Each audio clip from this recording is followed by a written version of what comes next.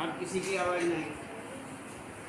हम आपको एक व्याकरण की किताब देना है एक्स्ट्रा कॉपी। हम आपको बता रहे थे अपठित गद्यांश। अपठित गद्यांश के विषय में हम लगभग आपको सारी ही बातें बता चुके हैं। ये था हमारा गद्यांश। कोई किसी तरह की कोई आवाज़ नहीं करेगा। हम बोल रहे हैं, आप सुन रहे हैं। यदि वास्तव में किसी की कुछ समझ नहीं आ रहा है, कोई परेशानी है, तो ही हमसे बात करें, कभी पूछें। यदि बिल्कुल समझ में नहीं आ रहा, ठीक है। वैसे समझ में आपके आ जाएगा, पूछने की आवश्यकता ही नहीं पड़ेगी। आप नहीं करें। तो इसमें अपठित गद्यांश हमने बताया था कि जो पढ़ा हुआ नहीं है, ये बताया था। और पठित किसे कहते हैं? जो पढ़ा हुआ हो। जिसे पढ़ा हुआ कहते हैं, पढ़ा हुआ हमारा है तो पठित हुआ, और जो पढ़ा हुआ नहीं है वो हमारा अपठित हुआ। तो इस तरह से हम पठित और अपठित दोनों को इस प्रकार से, आपकी जो पाठ्य पुस्तक है ये हमारी पठित में आती है। यदि आपको कहा जाए, एग्जाम्पल दिया जाए, तो एग्जाम्पल में पठित का एग्जाम्पल दिया जाए तो हमारी पाठ्य पुस्तक में जो पाठ होते हैं, गद्य है या काव्य है, वो सारा का सारा जो है पठित में आता है। जो भी हम पढ़ते हैं, आराम से पढ़ करके और पेपर देते हैं, वो सारा कोर्स जो है वो पठित में ही आता है। और जो हमने पढ़ा नहीं है और वह आ जाए, वो हमारा अपठित होता है। उसे हम अपठित कहते हैं कि हमने तो पढ़ा ही नहीं। यदि कोई क्वेश्चन आपके पेपर में आ जाता है तो आप सहज कहना शुरू कर देते हैं, सर मैडम हैं, ये तो हमने पढ़ा ही नहीं, ये तो आपने पढ़ा ही नहीं, तो वो अपठित में आ गया। इसलिए अपठित का हमें विशेष रूप से ध्यान रखना है।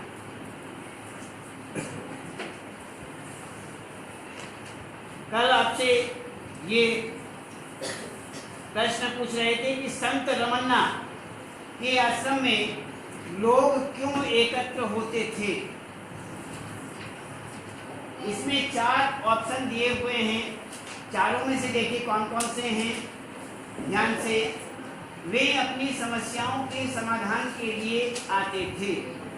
दूसरा है, वे आश्रम का रहन सहन देखना चाहते थे। तीसरा है, वे आश्रम का सदस्य बनना चाहते थे। चौथा है, आश्रम में दंगा कराना चाहते थे। इन चारों में से 1 2 3 4 कौन सा है? 1।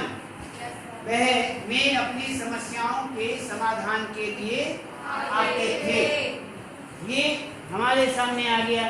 अब हम इसको देख करके हमने कहा कि प्रश्न नंबर 1 का यहाँ पर फिलहाल यहाँ पर जो लिखे हुए हैं वह प्रश्न नंबर 1, और प्रश्न नंबर 1 के अंतर्गत यहाँ पर कह के आगे आपके जो खंड हैं, ये कै वाला है ना, कै खे गे घे, यहाँ पर अंग 5 दिए हैं, 5 हैं, और पांचों में से आपका ये कौन सा है? कै। हमने कै लिख दिया।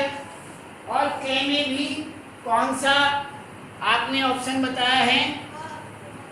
पहला बताया ना।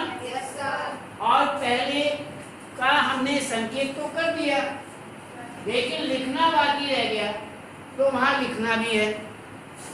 वे अपनी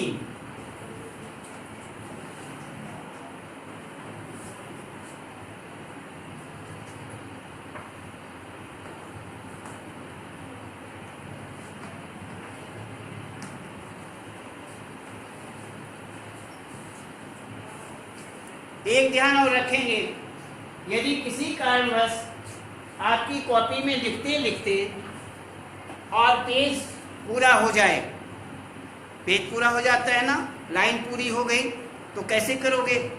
तो वह आप लाइन आगे लिखेंगे, दूसरी लाइन से आप यहां से वहां से नहीं, बीच से नहीं, यहीं से जहां से आपने ये शुरू किया था, आप जो भी बचे हुए शब्द हैं वाक्य के, वो यहां से लिखेंगे।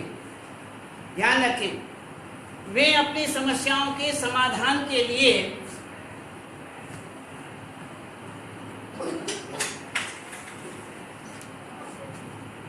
आते थे।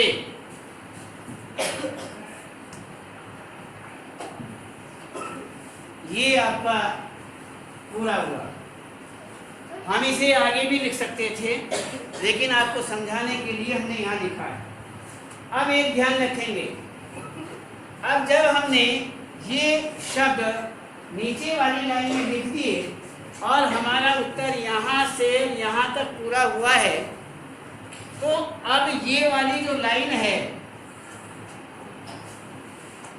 समझ रहे, इसे हम छोड़ देंगे, इसमें कुछ नहीं लिखेंगे। इसको छोड़ करके अन्य जो इससे नीचे वाली लाइन है, इसमें लिखेंगे। यदि आप ये लिखने के बाद फिर यहीं से शुरू कर देंगे तो फिर गलत हो जाएगा।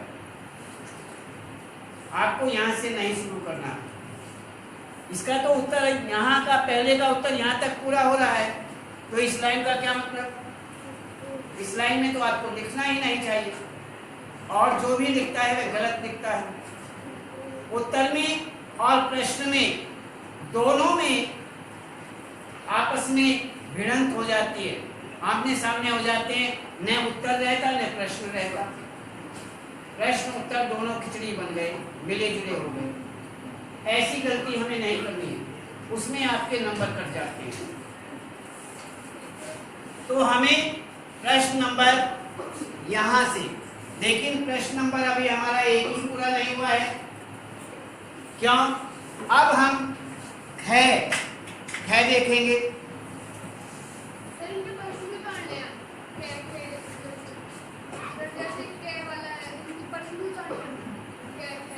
यदि आपके पास टाइम है तो आप प्रश्न उतारना चाहें तो उतार लीजिए, कोई दिक्कत नहीं है।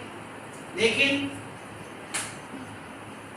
प्रश्न का अंतर इसलिए आ जाता है कि आपके उत्तरों का पता ही नहीं लगता, आप संकेत नहीं लिखते हैं, आपने उत्तर नंबर कौन सा है, कौन सा खंड है, कुछ लिखते नहीं हो। इसलिए आपको पढ़ाने वाले अक्सर संकेत कर देते हैं कि इनको लिखो। वैसे देखा जाए बोर्ड वगैरह में इधर उधर जहां तहां केवल आंसर लिखे जाते हैं, प्रश्न नहीं लिखे जाते। ध्यान रखना, प्रश्न नहीं लिखे जाते। आप पूरा पेपर थोड़े छापोगे, पूरा पेपर थोड़े लिखोगे, और जब पेपर लिखोगे तो आपके आंसर का समय ही नहीं रहेगा, आंसर कहाँ से पूरा करोगे? इसलिए थोड़ा ये नियम है। लेकिन बच्चे बहुत ही क्या गड़बड़ करते हैं, क्या गलती करते हैं कि वह प्रश्न नंबर, प्रश्न खंड आदि, सेक्शन आदि खंड जो हैं वो लिखते ही नहीं हैं। इसलिए पढ़ाने वाले जो हैं वो सख्त होकर के कहते हैं कि ये भी लिखना है। तो जब वह लिखेगा तो जब नंबर चेक कॉपी होगी तो उसका पता लग जाएगा कि ये आंसर कौन से प्रश्न का है। तो इसीलिए ये सारी चीज़ें हैं। आप गलती क्यों करते हो? इसलिए आंसर लिखना है, आपने लिख दिया, लेकिन प्रश्न नंबर, खंड नंबर, ये सारे लिखने अनिवार्य हैं। यदि आप नहीं लिखोगे तो फिर नंबर कहाँ से मिलेंगे? जब यही नहीं पता नंबर देने वाले को कि ये प्रश्न नंबर कौन सा है, खंड नंबर कौन सा है, तो फिर पता नहीं लग पाएगा। इसलिए ध्यान रखें, इसलिए कहते हैं कि प्रश्न का लिखना अनिवार्य है। ये बेटे बता रहे हैं।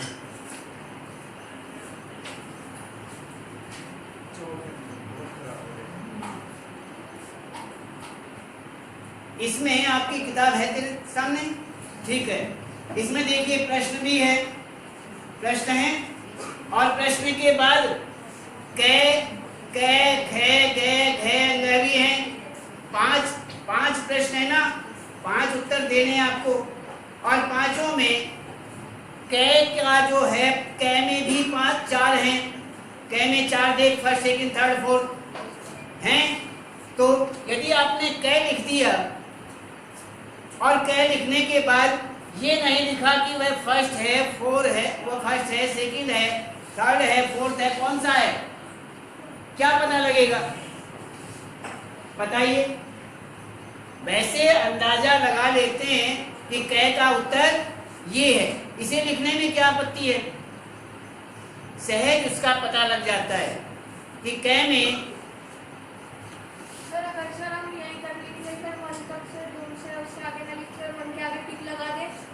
वन से आगे, मतलब ये कभी उसके आगे है, ये वाला इससे आगे। अगर ये लिख के टिक कर दे तो ऐसा है, यदि आपने यहाँ तक भी लिखा, कै का आपने आगे लिख दिया, ये पूरा लिख दिया, नंबर तो तब भी मिल जाएंगे आपको। क्यों? वह कै का उत्तर है। कै खे गे घे ग 5 हैं, पांचों में 4 हैं, तो एक लाइन ये है, इसमें दिया हुआ है, लेकिन अलग से ये अलग से आता है, ये प्रश्न बन करके आता है। ये कै जो है प्रश्न होता है, प्रश्न बन करके होता है। जैसे इसमें प्रश्न बना हुआ है, कै का प्रश्न है। प्रश्न ये जो है, ये पूरा का पूरा प्रश्न नंबर 1 कै। ये कै जो है, ये इसका प्रश्न है, उत्तर नहीं है। उत्तर कहाँ है? फर्स्ट सेकंड थर्ड फोर्थ उत्तर हैं, इसलिए उत्तर का संकेत करना अनिवार्य होता है। केवल यहाँ तक आपका प्रश्न है। कै नंबर जो लिखा हुआ है कै, ये आपका उत्तर नहीं है, ये आपका प्रश्न है, प्रश्न नंबर है। और उत्तर नंबर कौन सा है? ये उत्तर नंबर है फर्स्ट सेकंड थर्ड फोर्थ। उनका संकेत भी करना अनिवार्य है। कभी कभी बच्चे क्या करते हैं, कल भी हमने शायद बताया था कि फर्स्ट लिख दिया और फर्स्ट के बाद लिखने के बाद अन्य सेकंड थर्ड फोर्थ की दूसरी लाइनें लिख दी। यहाँ तो फर्स्ट कर दिया और आगे की लाइन जो है वो फोर्थ की लिख दी। समझ रहे? आंसर फोर्थ का लिख दिया तो गलत हो गया ना। इसलिए ऐसी गलती न करें, ध्यान रखें लिखते टाइम भी। और उसके बाद खे में कौन सा है?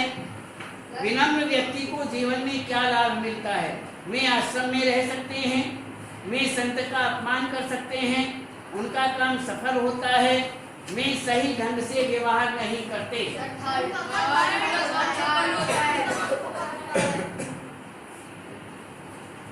उनका काम सफल होता है। ये कौन सा नंबर है? 8वां, तीसरा। ये तीसरा नंबर है, तो ये थर्ड में आपका हुआ तीसरा। ठीक है, आप जो इसके सामने लिखा हुआ है वह लिख दीजिए।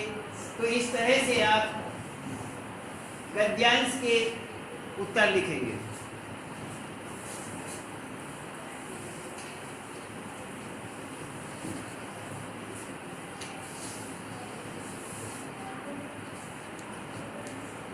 अब देखिए, विनम्रता शब्द में कौन सा प्रत्यय है? प्रत्यय वी, व्रता, विन और ता। संतों में मुख्य गुण क्या होता है? वे अपना व्यवसाय चलाते हैं, वे विनम्र व्यवहार के पक्षधर होते हैं, वे लोगों का अपमान करते हैं, वे दुष्चरित्र होते हैं, बुरा चरित्र जो गंदे चरित्र के होते हैं। सेकंड, वे विनम्र व्यवहार के पक्षधर होते हैं, अर्थात वे विनम्र व्यवहार के पक्ष में होते हैं। ठीक, आगे देखिए, दिए गए गद्यांश का शीर्षक हो सकता है, अर्थात यह भी हो सकता है। ठीक समझ रहे? हो सकता है, कौन कौन सा हो सकता है? कौन सा? संत की समस्या, समस्या का समाधान, विनम्रता का महत्व, संत का आश्रम, विनम्रता का आप बोल रहे थे ना, विनम्रता का महत्व। हाँ बोलिए, विनम्रता का महत्व, आप बोलो।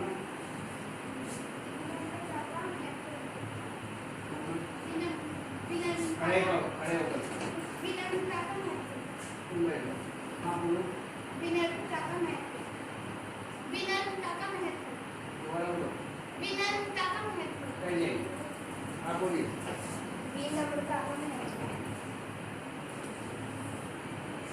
आप बोलो। विनम्रता का महत्व, और तुम बोल पहले बताया जरा। विनम्रता का महत्व,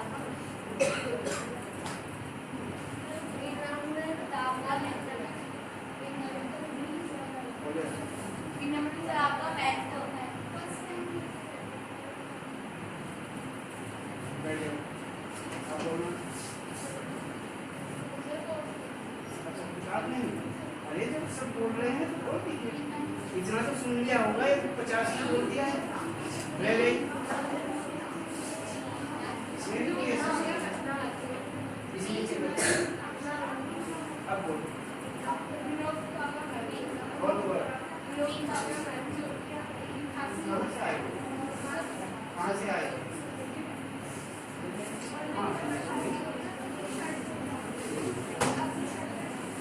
हाँ, कहाँ से आए हो? काजलगढ़? कहाँ पर है? गुरु रोड पर? जुआरी के पास? संतु जुआरी?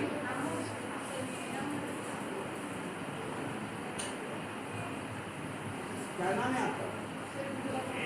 विराट? विराट राणा?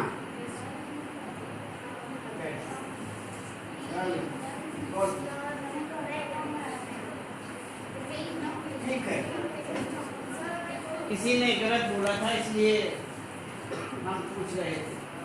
वो पकड़ा नहीं गया, किसने गलत बोला? किसी ने बोला था। हाँ बोलो, जोर से, जोर से बोलना। विमर्ता। आप बोलिए। खड़े रहिए, आप खड़े रहिए। हाँ बैठ जाइए, आप खड़े रहिए। अरे देखो, ये बच्ची तो नहीं पकड़ी गई। ये तो शब्द मेहता बोल रहा था, कोई मेहता। मेहता ही बोल रहे थे। मेहता शब्द था, मेहता इधर से बोल रहे थे कोई, उधर से नहीं, इधर से था कोई। यही था।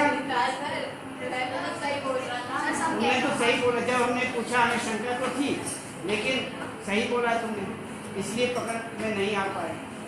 है बात ये है कि कोई भी शब्द हमने कल भी बताया था आपको कि शब्दोच्चारण जो है बेटे, हाँ तुम्हें बता दे पहले बोलना। भी बोलिए न, लो भी नम्र, भी जो इतना बोल रहे इतना बोलिए। नम्र बोलो, नम्र। नम है, नमा नमक नहीं। विनम्रता, बैठ जाओ, इसका अभ्यास करना। तो इसमें कोई भी उच्चारण है हमें बहुत अच्छी तरह से करना है। गलत बोलोगे जीवन भर गलत बोलोगे, ध्यान रखना।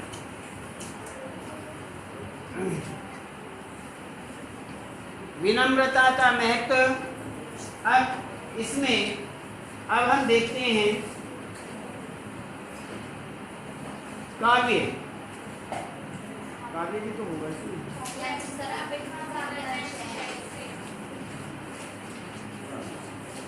देखिए ये निकालिए अपठित काव्यांश, या ऐसा करें एक आपको और बताते हैं, उसके बाद कल आपको ये बता देंगे।